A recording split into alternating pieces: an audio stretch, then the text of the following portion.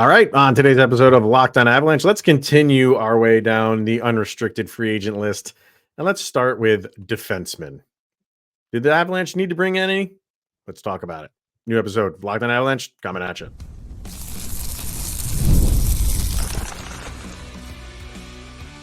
You're Locked On Avalanche, your daily podcast on the Colorado Avalanche, part of the Locked On Podcast Network. Your team every day. All right, everybody, welcome to the Locked On Avalanche podcast, part of the Locked On Podcast Network, your team every day. I'm your host, Chris Maselli. With me, as always, Mr. Shaggy Von Doom, Kyle Sullivan. Thank you for tuning in, making it your first listen of the day. Always appreciated. Make sure you're following us on social media, LOPN_Avalanche on Twitter, X, Locked On Avalanche on Instagram and Threads. Questions, comments, concerns, and opinions, lockedonavalanche@gmail.com. And follow us on our YouTube channel. Hit subscribe, get notified when a new show goes live. And make sure you subscribe to our subtext as well. Link to that's in the show notes below. And when you do, you chat with Kyle and I one-on-one. We get your opinion on everything Avalanche related, which we share on this very podcast, which we will do in a little bit when we do the season grade for Arturi Lehkonen. And a little bit later on, there was a Vargar, one of our subtexters, sent me a graphic from a Instagram page that ranks just tons of stuff. It's kind of like what they do. And they came out with like the best logos. And that's always a fun conversation to have. It's the off season. So we'll get into some logos and some of our favorites, which we've talked about before. But if you're newer to the Locked On Avalanche podcast and you kind of want to know which logos are some of our favorites, we'll get into that in a little bit. But where we're going to start today, Mr. Sullivan, is continuing our discussions on unrestricted free agents. And we've gone through all the forwards. All we have left are defensemen and goalies. So we'll get the D-men out of the way today. Up until now, all we've really talked about where the Avalanche are on defense or who could be in that third pairing, because that's really all they need. Like, first two pairings are taken care of. You have probably the best defenseman on the planet. Another top, 7 or 8 defensemen on the planet. And then your second pairing is good. Third pairing is where it's at. So it could get a little bit dicey because you bring up your young talent and prospects, which we've talked about with Malinsky and Barons. Or do you dip into the free agency pool? And this is where like you could do that because it's long. The list is long in defensemen, where some of the other positions we were going through, it really wasn't. A lot of the forwards, like you might have to get a little bit creative if you want to bring in a forward. But on defense, if you're going for low AAV, you got your choice here. So it's a long list. Does anybody really stand out to you as someone that the Avs could bring in, or just someone that you like? Well, and this is a perfect list with the Avalanche cap issues and what they have contract wise. This is the perfect list to take off the top 10. Right. And you're still looking probably at even more than that, right? Yeah, you can go top 20 with how Probably. deep this list is. And for those nostalgic Avalanche fans, there are a lot of former Avs still on this list that you can go out and you can make the case for EJ, Zadorov, Ian Cole's out there. No, so you can't make those cases anymore. I understand those days are gone, but those are always fun conversations to have. And when you're looking at defensemen, like you bring up the point, is this where you go out and is this where you want to commit some money? We talked about in length on the 3 different aspects of the forwards and what they could and should do with the money there. Is defense somewhere you want to spend money? Like, I like the idea of calling up Malinsky and seeing what we got going there. But when it comes to this list, you're just, hey, Tyson Berry's on this list too. But it's you're entertaining who would fit. But again, we're talking third pairing. This is not a need. The team does not rise and fall on the third pairing in defense. This is just good things to have, not great things to need. Like, I would love to go get Hakanpää just to get that jersey name. But it's you're I don't really consider this a need and something you can honestly address possibly in-house. Well, I think, it's an interesting position to need to fill because, what do you want to do? Like, do you want to continue giving guys like Cale Makar and Devon Taves like high minutes? Yeah. I don't know. Like, I don't think like anybody really wants to continue that. Sure, they're a young guy. Well, at least Makar, but you don't want to burn them out. And I don't know if you would, but at this stage, but you want to protect those investments. And the kind of the way you do that is you have depth. I'm not saying like, you want to get Cale Makar in the 18-minute range. No, like, I mean, he's playing 25, 26 minutes a night. You probably want to lower that by like 4 minutes or so, which is crazy to say. It's like, oh, 4 minutes less. That's big in the defensive position. So do you want to do that?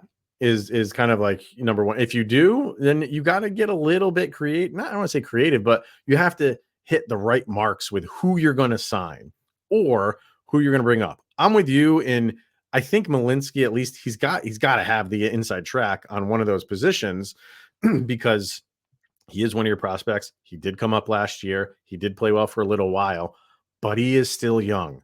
And you don't want to just throw all your eggs in that basket, because if he's still not ready, you've just kind of screwed yourself a little bit because you didn't address it in other ways. So I think, they're going to fill this with some veterans. I've heard, I know Dater was one of them that said he didn't think that Jack Johnson was coming back. He heard from sources and all that they're probably moving on from Jack Johnson. So what does that tell you? Like, does that tell you they want to get a little bit younger there? So who on this list is, a lot of them are younger than Jack Johnson, but how much younger do they want to get? Is it just like 2 or 3 years? They still want a veteran. It's an interesting position that probably a lot of people are like, whatever, it's the third pairing, but it's kind of important. It's kind of important to get that right for all of the reasons that I just kind of laid out. Yeah, and you bring up the great point about the defense getting younger, but I'm also going to lean into the later half of the nickname. I'm going to lean into the doom scenario a little bit. And we touched on this a little bit when it came to Sam Girard. And what if things start out terribly for this Avalanche team with these two Bloom-like contracts that they have to deal with? What if things go bad and they're a 500 team, maybe sub 500 to start the year? And then you start looking at this team. Who do you deal out? Again, this is a wonderful thing. This list is top heavy.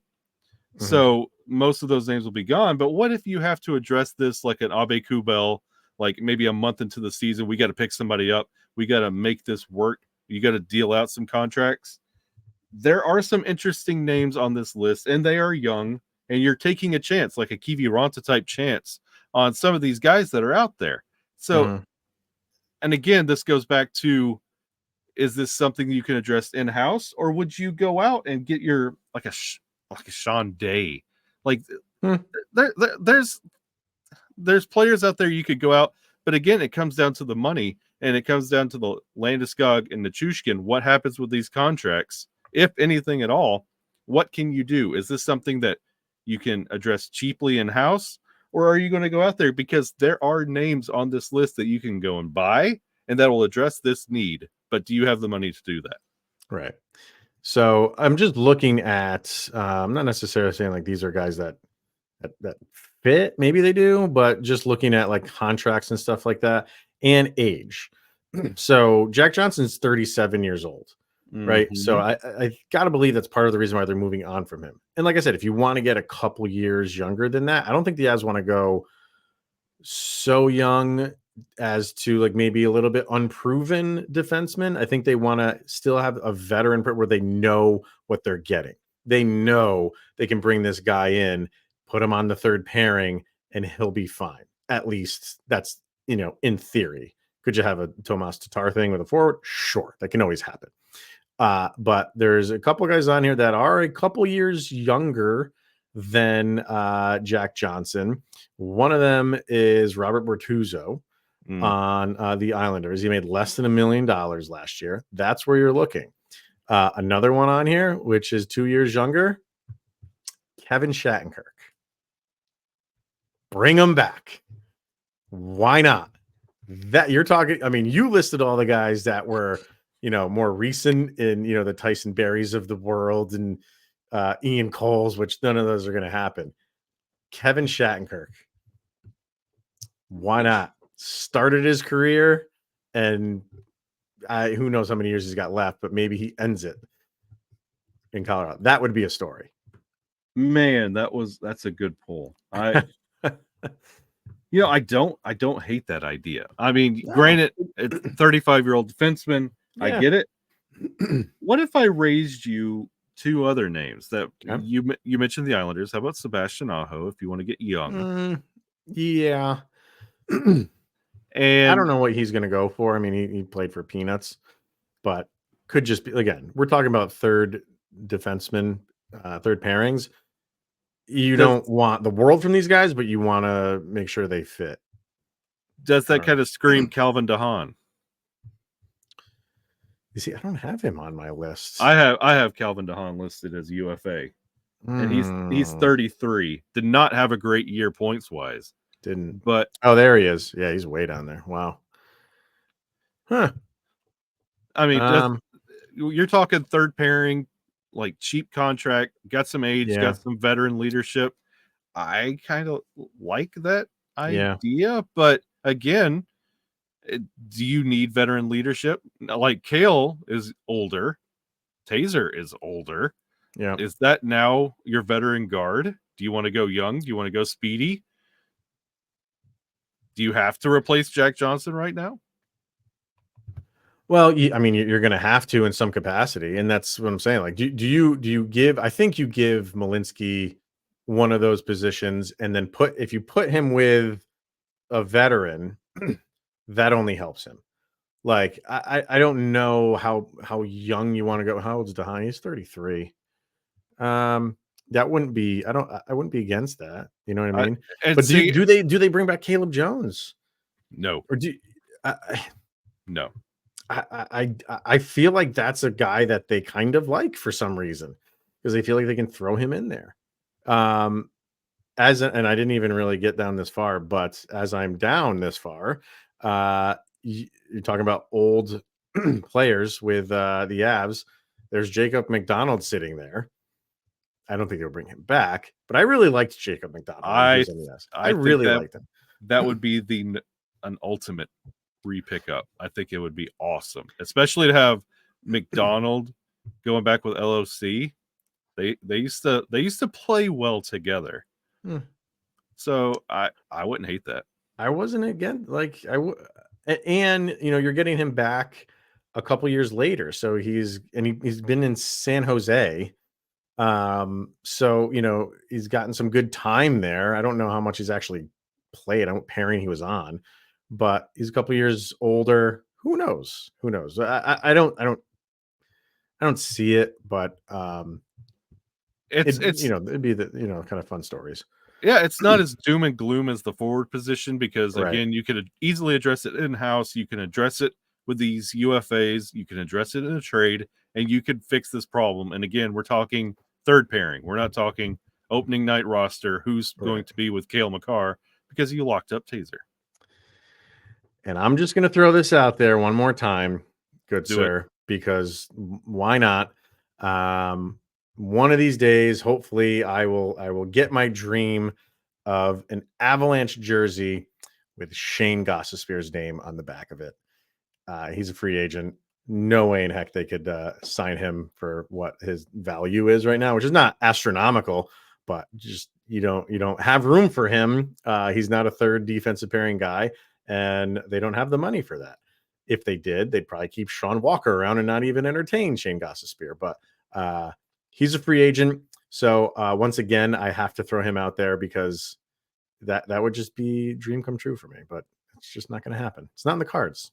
Yeah, NHL 25 will be released before you know it. You can follow that dream. Should do that. I should just get one made. Just why not? Why not? No one will ever understand why. Just a custom job. Yeah. I find it on the what are those racks that they have, like the screw up racks, like what do they call those things? Oh, the Kreider Avalanche jerseys that we had. Yeah, I found it there. there's no reason why it would ever be there, but I just found it. So sure. All right. Let's get our first break in for the day. And when we come back, we will get to the season grade of one of Kyle's favorites, Arturi Lehkonen. All right, let's hear from Game Time and the Game Time app. It makes getting NBA Finals tickets even faster and easier. Prices on the Game Time app actually go down the closer it gets to tip-off. And what is that? That series is 2-0 right now, right? Yes, it is. It's kind of not even a series, from not what I even understand. Close. And the Celtics are limping to a sweep. Oh boy. With killer last-minute deals, all-in prices, views from your seats, and their lowest price guarantee, Game Time takes the guesswork out of buying NBA tickets. What do we love about the Game Time experience? Those last-minute deals, you can save up to 60% off buying last-minute tickets for sports, concerts, comedy, and theater. Flash deals, zone deals, all-in pricing. The price you see is the price you pay. No surprise fees at checkout. The views from your seat is just a beautiful thing that they have that's incorporated right into the app. As you're scrolling, you just see the view right there. And their lowest price guarantee, Game Time will credit you 110% of the difference if you find a lower price. So download the Game Time app, create an account, and use the code LOCKEDONNHL for $20 off of your first purchase. Terms apply. So create the account and redeem the code LOCKEDONNHL, LOCKEDONNHL, for $20 off of your first purchase. Download Game Time today. Last minute tickets, lowest prices guaranteed. All right, we're making our way through the Avalanche roster and giving everybody a season grade. We're doing this alphabetically, and we have got to Arturi Lehkonen. So if you are watching over on YouTube, there you go. Kyle and I both gave him a B+. Everybody on social media gave him an A. It's pretty much A or B where the votes came in. You had some funny guys giving D's and F's, but that's those Stars fans, they're everywhere. So YouTube was 59%, Twitter X was 55%, Instagram was 66%, and Threads was 67%. So yeah, all A's across the board there. You like this guy. What's your reasoning for a B+? I think I have a reason, or I can guess a reason why, but go ahead. He had his career best year last year with the Colorado Avalanche. He is lightning in a bottle. He is electric on this team. So what does he do with only 45 games played? There's no way. Well, how about he rattled off his second best career effort with 45 games played? He's incredible. We talk about this with Nichushkin, but when Lehkonen is not in the lineup, it is felt. You have to really find synergy when he is not in this lineup. And I didn't give him an A because, honestly, how could you? He had the setbacks with the injury. It's not his problem. It's not his fault. But that's 45 games. But he still was electric. He's not a showboat. He doesn't command the puck. He doesn't go out there and need these goals. He gets them. But he's more of an assist guy. And I love his play. It's when you just describe his play by his name, because it's hard to find a similar style. Lehkonen, what they saw when they brought him in was the perfect marriage on talent and this roster and how to improve whoever he's with. And I love Lehkonen, even with the Drouin kind of jumping him over with importance for a little bit with that top line. I love what Lehkonen brings to this team and continues to going into the future. Yeah, this is going down the road of one of the better pickups for the Avs in recent history anyway. You have to love this guy. You have to love what he brings to the team. And what he was initially brought here for was not really to be like an offensive minded guy, but he's kind of turning into that. So you're still getting everything else from him that you wanted, which is, next to Nichushkin, he's their best forechecker. So you're getting that. You're getting a good defensive forward who now has kind of found a little bit of a scoring touch. And I think that's clearly coming from a team that is offensive minded. So the Avs have kind of tapped into what Artturi Lehkonen can bring you offensively. And yeah, you got that a lot with a lot of the comments through the grades was the people that didn't give him an A were like, if he had played a full season, it's probably an A all day long. So that's the one thing you want to see from him. Where I got his stats up here is a he hasn't played a full 82 game season or 82 game season since 2018, 2019. And everything after that. So the year after that, he did play 70. That's good. But then he's gone 47, 58. He went 58 and actually that's so 21, 22 is when he got traded. So he did play actually a lot because the way that they divide this up made me think otherwise. So he played 58 for Montreal and then played another 16 for Colorado when he got traded. So that's a full season there. And then 64 last year and then 45. So is durability a problem? I don't you see the way he takes injuries. Like, what's he going to do? His head got slammed into the boards. It's not like guys that skate around and then just come up like limp. Like those are the ones that kind of scare you. But the way he plays a hard game. That's my only concern is the way that he plays. Are injuries constantly going to be a problem for him? We'll see. But you have he's one of my favorite players on the team. He's fun to watch. He goes 110% all the time. He gives you timely goals, especially in overtime, especially in the playoffs. That's his bread and butter. So I'm happy that he's on the Avs. I think it's a great pickup. And I just look forward to next year with him. And if you can get a healthy Lehkonen, he can be dangerous. Yeah, he's got that small style kind of that you equate to Sam Girard, where they always say that's a detriment. But to Lehkonen, he makes it work. And you see that on the forecheck and how he creates plays. Good stick, Lecky. Those instances is where he really shines. And I want to see him adapt where he can make it a full 82 games and avoid these kind of contact injuries. Not much you could do when you get missiles into the boards, but I would like to see him adapt his play style to continue his forecheck and his scoring abilities because he balances it out between goals and assists. It's never leaning one way or the other. He's a perfect output of offense, but plays a smart mind defensively. And it's honestly hard to replace on this team. And I'm glad he's a member of the Avalanche. Yeah, just whatever they need him to do, he can do it. Yep. I'm on the top line, he'll go out there and do it. You need a boost on the third line, he'll go do that and be the best guy in the third line. He's on their power play. He just special teams is, he's out there for those. There's nothing that he can't do. So he's just the Swiss Army knife of the Avalanche right now. So yeah, so that's what we got for Artturi Lehkonen. Let's get our final break in here, and then when we come back, that logo graphic that we were talking about, do we agree with it? What are some of our favorites from across the league? We'll do that next. All right, let's hear from Policygenius. A lot of life is unpredictable, but a good life insurance plan gives your family a financial safety net to protect against some of the unknowns. And with Policygenius, you can find life insurance policies that start at just $292 per year for $1 million of coverage. And some options are 100% online and let you avoid unnecessary medical exams.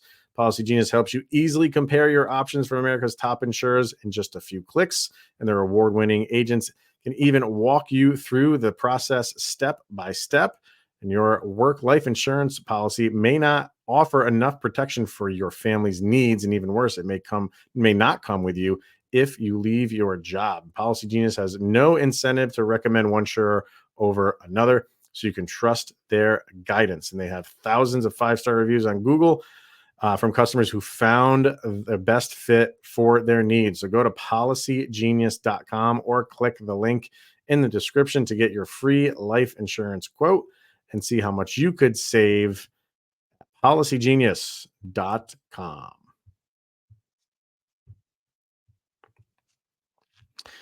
All right. So logos, it's always a fun thing to discuss. And Kyle is sporting his Hartford Whalers, the whale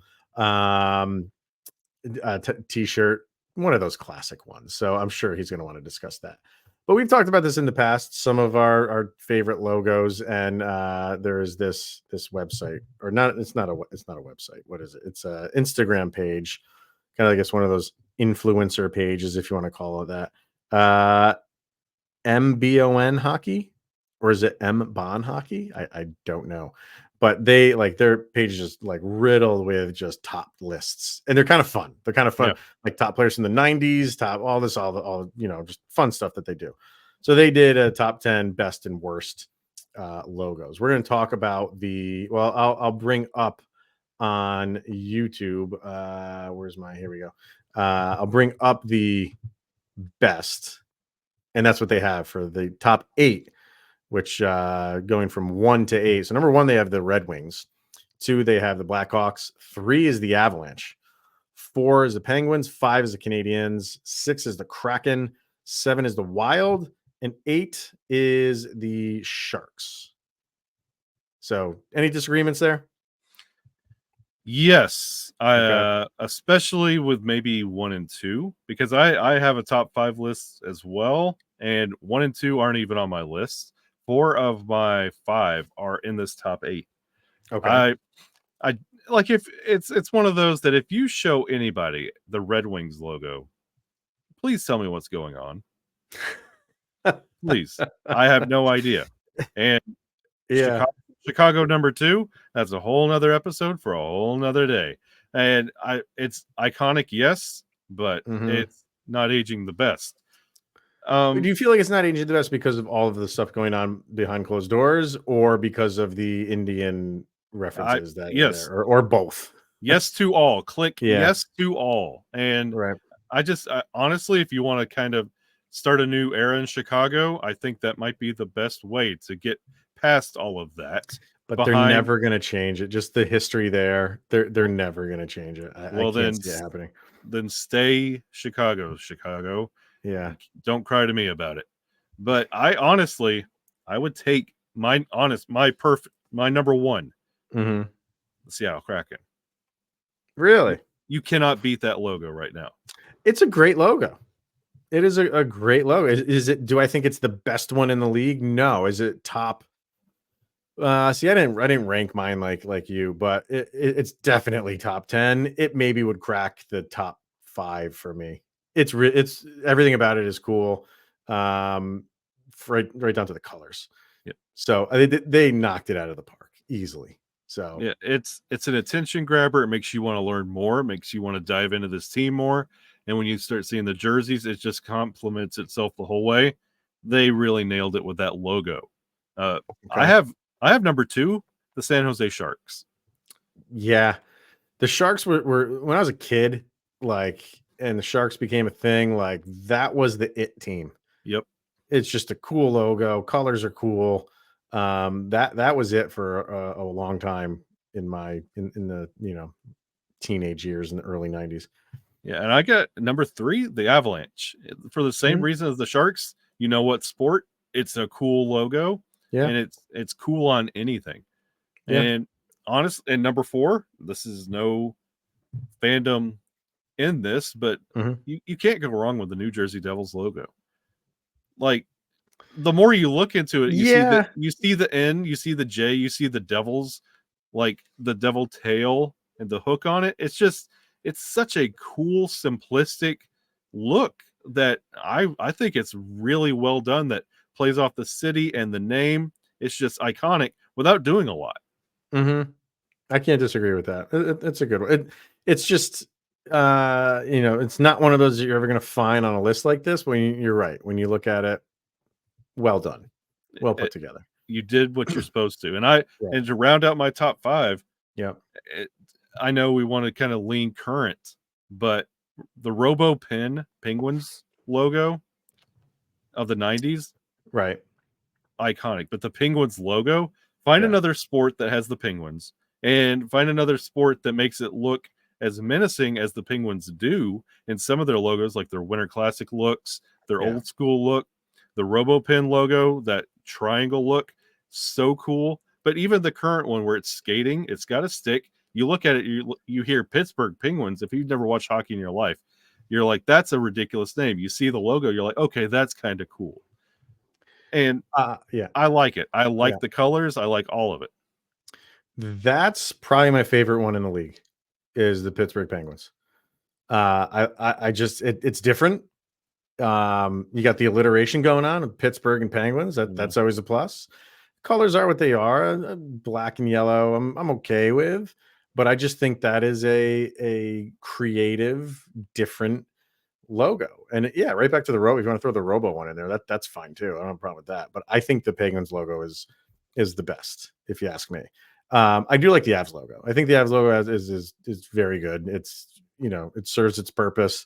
I've always liked, the kind of like the swoosh, kind of looking like an avalanche coming down with a puck in the front of it. That's always cool. Yeah, Seattle's got a good one. Sharks are awesome. Separate like the fans and how people like feel about the team. I've always been a fan of the Maple Leafs. Okay. Logo. I could get down with that. What'd you think I was going to say? Oh, I was having. There's so many teams I have beefs with that have semi-interesting logos. This one I can tolerate, and I like even the '90s, just like the clip art version. There's not a lot of leaf. It's just it's almost like an outline of a leaf. I love that one. So those are probably more of my favorite ones there. Yeah. So over on subtext, Madam Battleaxe, honestly, I really like Seattle. They just did it right. But my close runners up are Florida. I hate Florida's. I think the old Florida's, one. It's like kind of jumping towards you. Yeah. The claws. Yeah. That one's so much better. The current one is just, ugh. And she likes San Jose as well. So that's hers. Avs fan says, other than the Avs, I'm partial to the original Mighty Ducks logo, which they are going back to, which is great. He grew up with those movies. Regardless of what they come up with, I'm going to find myself hating the Utah logo. I just know it. I'm not as anti that like light blue shape of Utah. I think that's a cool look, but we'll see. I've been proven wrong before. Vargar likes the white buffalo head, and the Sharks original. He likes the Jumping Panther. He mentioned, so he likes the Jumping Panther, and he likes the Blackhawks. Marie says probably an unpopular opinion, but I love the Wild logo, the man bear pig. With the river and the trees and the North Star that make up the bear head. Wow, I just mixed those words up. There's a lot to it, and you really stop and look at it. Also, I'm sure I'm the only one who will talk AHL here, but the Milwaukee Admirals have a pretty cool logo, and she attached a picture of it. Yeah, it's pretty cool. It is the ultimate. It is really great. Cool. It is one of my favorite logos in hockey. I love the pull. That is a fantastic one. And if we're going like minors, you got to bring up the Hershey Bears. Come on. Yeah, come on. The Hershey Bears, I could tolerate. You got to bring them. Katie is a Coyotes. She likes the Coyotes. There's always people that like the Coyotes ones. Too bad they're going away. She thinks that was the best one in sports. She likes the Canucks Orca. Oh, it's a popular one. It's a good look. Yeah. I know I'm in the minority, but I love the Pittsburgh Robo Penguin. You are not in the minority, Miss Katie. Like, that is a very loved one. The Avs are one of my least favorite logos, actually. Not much you can do with it with an Avalanche, but I would like something more conceptual like the Wild has. Man, what is with all the Wild love right now? People, again, I know that's a minority opinion. That's okay. Yeah, get it out of your system now. Yeah. And then finally, this is Easton Ducks logo with the mask. So the old Ducks one, which is funny because real quick, I'll bring up the worst, the list that they have for the worst. The Ducks is number 1, the current one. Ducks is number 1. Horrible. Panthers is number 2. There you go. That's terrible. Kings, the current Kings one is number 3, and they are going back to their old one, Wayne Gretzky era, from what I have seen. 4 is the Dallas Stars. 5 is the Capitals, which is terrible. It just, come on, come up with something better. And they have in the past, but now they just phoned it as just put our name there with a hockey stick behind it. Like, it's terrible. Especially if you look up the Washington Bullets logo and the Washington Capitals, it's almost the exact same. Kind of similar, yeah. The Hurricanes is 6. Agree with that. I just don't like that at all. The Blue Jackets is 7. I don't get that one at all. I have no idea what's going on with that logo. I don't know. Yeah. You were asking what's going on with the Red Wings logo. What is going on with the Blue Jackets one? I'm not sure. And then the Lightning are at 8. So kind of basic. Yeah. I think another one that I just have never liked. I just think it's just so ugly as the Senators. I liked the one where it was kind of turned. I don't like the flat one. What was the? There was one where he was like kind of turned. I think that was like, oh yeah. That was like 2016, 2017. Yes. I don't know. I don't like that thing at all. And like, to Vargar's credit, the white buffalo head, I have the Dominic Hasek also hanging on my wall. So that is also another all-time favorite. And the Fish Stick Islander. I will scream that from the top of the mountains. That's one of the best logos of all time. Yeah. And I mean, we're talking about the Canucks one. It's kind of like that Penguins one where the guy has the old Canuck guy and he's got the hockey stick. That's a great. They went back to that with the reverse retros. That one is fantastic. The Abbotsford Canucks use that as their logo. Vargar also said, he threw out a shout out to the Hartford Whalers as well. Yeah. And I mean, it's got the H, and then the more you look at it, it's got the H and it's got the W. It's perfect. And come on, brass bonanza. And if we're going to bring up Hartford, we have to bring up Quebec Nordiques, because that one is just, that's a great one. Beautiful. One. With the colors in that are just, and the Fleur de Lis. Yeah. Perfect. Absolutely. I mean, well, for a uniform, yeah. I mean, that's unmatched. But for the logo, the Quebec Nordiques just killed it. So, all right. I'm sure that's going to get some traction on the message board. So fill it up. What do you like? What do you not like? That is going to wrap it up for today, everybody. Thank you for tuning in and making this your first listen of the day. Always appreciated. For Mr. Shaggy Von Doom, Kyle Sullivan, I am Chris Maselli. This is the Locked On Avalanche podcast. We'll see you guys tomorrow.